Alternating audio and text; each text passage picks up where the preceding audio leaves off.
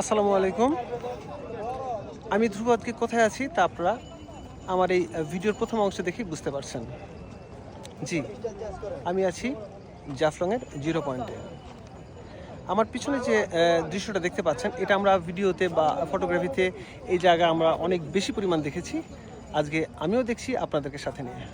আমার পিছনে আছে ডাউকি শহর, ভারতের মেঘালয় রাজ্যের একটা অংশে আমি বলা যায় অনেকটা প্রবেশই করছি।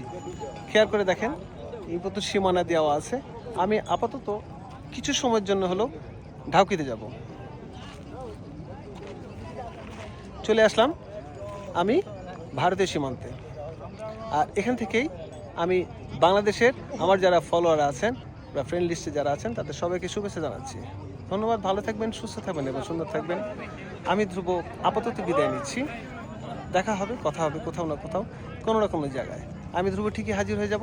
সে পর্যন্ত আল্লাহ হাফেজ, আসসালামু আলাইকুম।